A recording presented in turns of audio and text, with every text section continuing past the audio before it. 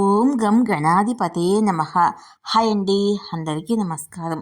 మనం ఈరోజు ఈ వీడియోలో హరిహరాదులకు ప్రీతికరమైన కార్తీక మాసంలో ఈ దీపం వెలిగిస్తే ఆర్థిక ఇబ్బందులు తొలగిపోయి అష్టైశ్వర్యాలు కలుగుతాయి.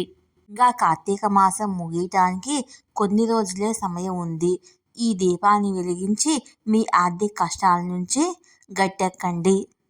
ఈ వీడియో కనుక మీకు నచ్చినట్లయితే లైక్ చేయండి, షేర్ చేయండి, సబ్స్క్రైబ్ చేసుకోండి. ఈ వీడియో లాస్ట్ వరకు స్కిప్ చేయకుండా చూడండి. ఇలా చేయడం వల్ల ఈ వీడియో మరి కొంతమందికి రీచ్ అవుతుంది. ప్లీజ్ సబ్స్క్రైబ్ మీ, సపోర్ట్ మీ. Thank you for watching. Karthika మాసములో ఈ రోజుల్లో ఇలా ధనదీపం వెలిగించండి. ఆర్థిక సమస్యలన్నీ తొలగిపోయి ధనవంతులవటం పక్కా. హరిహరాదులకు ప్రీతికరమైన కార్తీక మాసంలో ఈ ధనదీపం వెలిగిస్తే ఆర్థిక ఇబ్బందులన్నీ తొలగిపోయి అష్టైశ్వర్యాలు కలుగుతాయి. శివకేశవులిద్దరికీ పరమ పవిత్రమైన ప్రీతిపాత్రమైన కార్తీక మాసము ఆధ్యాత్మిక సాధనకు, మోక్ష సాధనకు విశిష్టమైనది. హిందూ మత విశ్వాసాల ప్రకారము ఈ మాసములో స్నానం, దానం, జపం, ఉపవాసం, దీపారాధన, దీపదానము వంటి వాటికి ఎక్కువ ప్రాధాన్యత ఇస్తారు. ఈ క్రమంలోనే అందరూ శివాలయాలు, వైష్ణవాలయాల్లో ఇంటి గుమ్మం ముందు రకరకాల దీపాలు వెలిగిస్తూ ఉంటారు. అలా కాకుండా కార్తీక మాసంలో ధనదీపం పేరుతో ఒక ప్రత్యేకమైన దీపం వెలిగిస్తే లక్ష్మీదేవి అనుగ్రహంతో ఆర్థిక ఇబ్బందులన్నీ తొలగిపోతాయి, అష్టైశ్వర్యాలు సిద్ధిస్తాయి. ఇంతకీ ఈ ధనదీపాన్ని ఎప్పుడు వెలిగించాలి, ఎలా వెలిగించాలి, పూర్తి పూజా విధానం ఏంటో మనం ఇప్పుడు ఈ వీడియోలో తెలుసుకుందాము. పరమ పవిత్రమైన కార్తీక మాసములో దీపారాధనకు ఎంతో ప్రాముఖ్యత ఉంటుందని మనకందరికీ తెలిసిన విషయమే. అయితే అందులో భాగంగా ఈ మాసములో ఏ రోజు అయినా సరే ధనదీపం పేరుతో ఇంట్లో ఒక ప్రత్యేకమైన దీపం వెలిగిస్తే మీ గృహంలో లక్ష్మీదేవి తాండవం చేస్తుంది. ఈ ధనదీపాన్ని లక్ష్మీదీపం అనే పేరుతో కూడా పిలుస్తుంటారు. ఈ దీపాన్ని ఎలా వెలిగించాలంటే ఇప్పుడు మనం తెలుసుకుందాము. ఇందుకోసము ముందుగా పూజా గదిని శుభ్రం చేసుకోవాలి. తర్వాత శ్రీ మహాలక్ష్మీదేవి చిత్రపటానికి గంధం, కుంకుమ బొట్లతో అలంకరించాలి. అనంతరము అమ్మవారి చిత్రపటం ముందు శుభ్రంగా ఉన్న పూజకు సంబంధించిన ఒక పీఠమును ఏర్పాటు చేసుకోవాలి.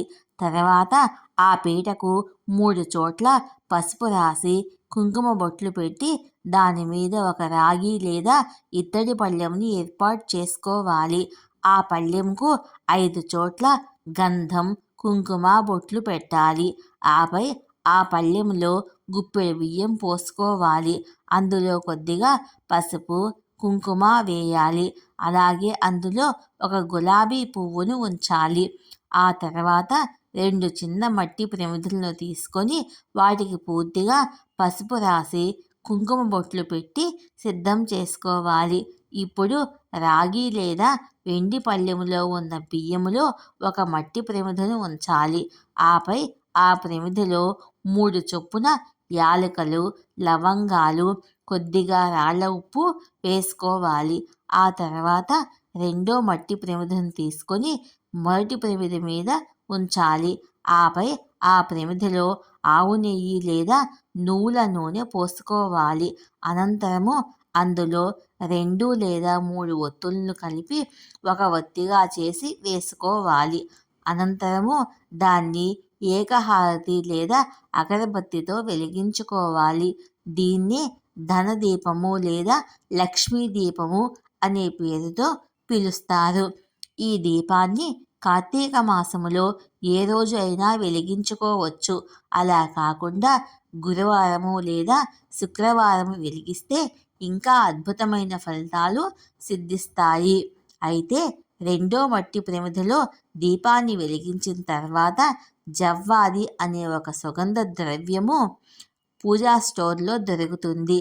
దాన్ని వెలుగుతున్న దీపంలో కొద్దిగా వేయాలి.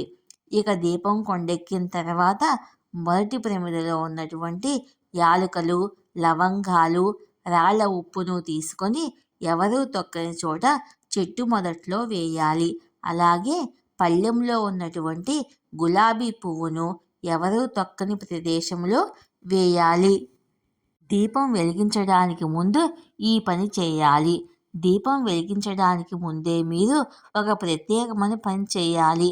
అదేంటంటే రాగి లేదా ఇత్తడి పళ్ళెంలో గుప్పెడు బియ్యం పోసి పసుపు, కుంకుమ వేసి గులాబీ పువ్వును ఉంచాక అదే బియ్యంలో దీపం దగ్గర ఒక రూపాయి కాయను కూడా ఉంచాలి.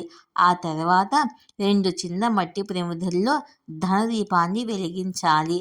అలాగే ధనదీపం కొండెక్కాక మొదటి ప్రమిదలో ఉన్న రాళ్ళ ఉప్పు, యాలకులు, లవంగాలతో పాటు గులాబీ పువ్వును ఎవరూ తొక్కని ప్రదేశంలో చెట్టు మొదట్లో వేశాక ఆ బియ్యంలో ఉన్న రూపాయి కాయిన్ తీసుకొని దాన్ని ఒక పసుపు లేదా ఎరుపు వస్త్రములో మూటకట్టి మీరు ధనం దాచుకునే బీరువాలో ఉంచుకోవాలి.